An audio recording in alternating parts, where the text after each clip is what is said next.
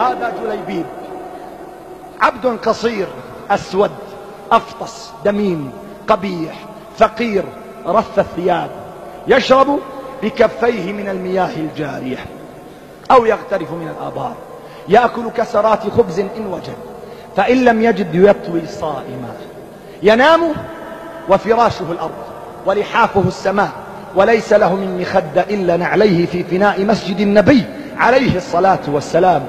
يمر يوما والنبي عليه الصلاة والسلام جالس بين أصحابه، ينظر إلى هذا الرجل جليبيب بهذه الحالة، قال: أتعرفون من هذا؟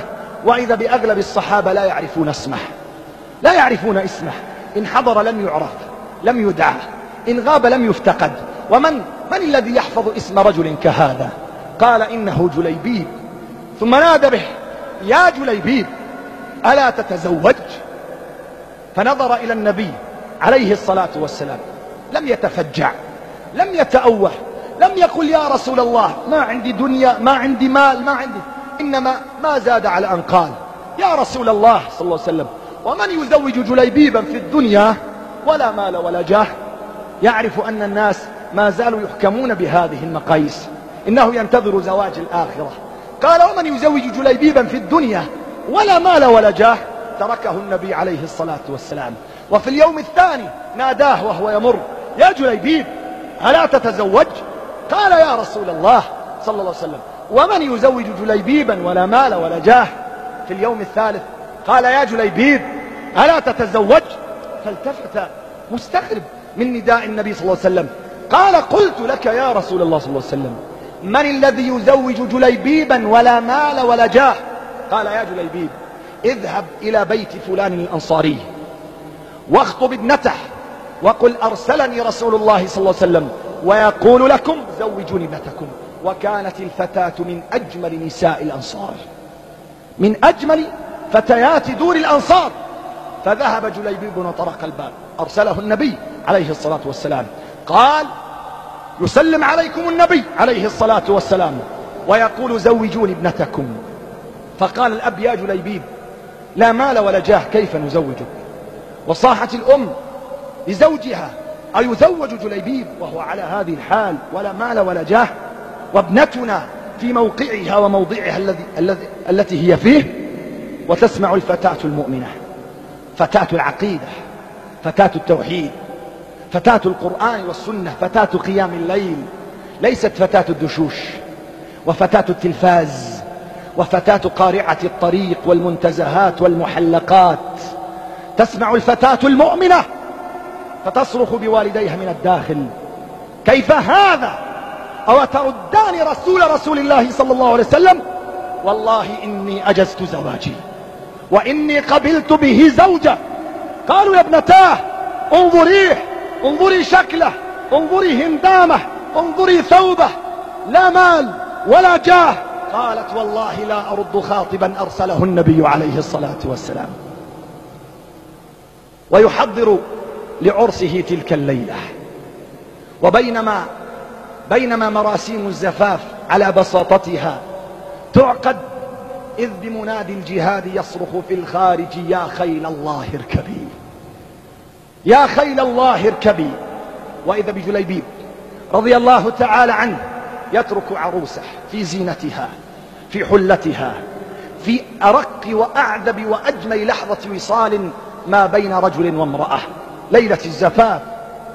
وإذا به يسحب يده وكأن عقربا لدغت، وينطلق كالسهم من الرمية ويلتحق بصفوف الجيش نحو الغزوة، ويقاتل مع الذين يقاتلون، وتنجلي المعركة.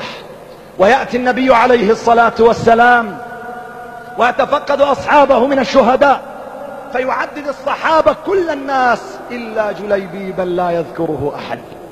قال: ألا تفقدون حبيبا؟ قالوا: من؟ قال: أفقد حبيبي جليبيب، أفقد حبيبي جليبيب. ويبحث عنه النبي عليه الصلاة والسلام فيجده وقد تلوث بالدم وأصيب بجراحات بليغة، وصار وجهه من طين الأرض وترابها، فينفض عن وجهه ويضع رأسه على فخذه الشريف قال جليبيب قتلت 7 من الكفار ثم قتل، أنت مني وأنا منك، أنت مني وأنا منك، أنت مني وأنا منك. ثم أشاح برأسه صلى الله عليه وسلم يمينا. قال أتدرون لما أشحت بوجهي؟ قالوا لما يا رسول الله؟ قال والله رأيت زوجاته من الحور العين يتسابقن إلى احتضانه وأعرفه رجلا غيورا فأشحت بوجهي حتى لا يغار. جليبيب لا مال ولا جاه، ونحن بكل جاهنا، بكل مالنا، بكل حللنا، بكل مالنا ماذا فعلنا؟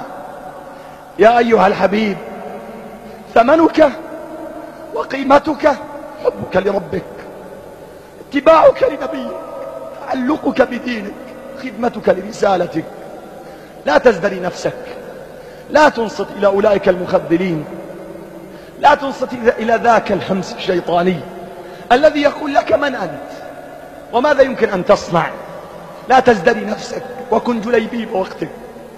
فما أحوج الدين إلى أمثال جليبيب، ما أحوج الإسلام إلى أمثال جليبيب، إلى أولئك الذين يتحركون غمارا أغمارا، إن حضروا لم يعرفوا وإن غابوا لم يفتقدوا، ولكن إذا نادى المنادي يا خيل الله اركبي كانوا في الطليعة.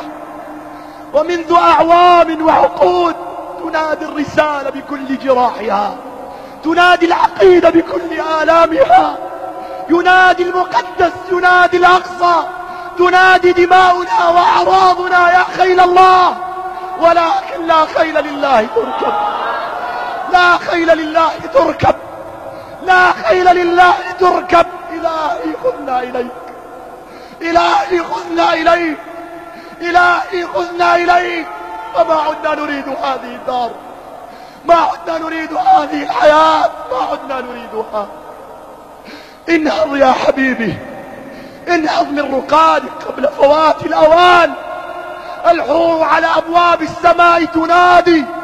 كن الخاطب، كن الراغب، كن جليبيب وقتك، ولا تبالي بكل الجبناء ولا بكل الأعداء ولا بكل الخونة ولا بكل قطاع الطريق. وما أحوجنا إلى أمثال جليبيب، ما أحوجنا إلى أمثال جليبيب. عرفتم الفرق يا سادتي؟ عرفتم الفرق بين ماضينا، بين ماضيهم وحاضرنا؟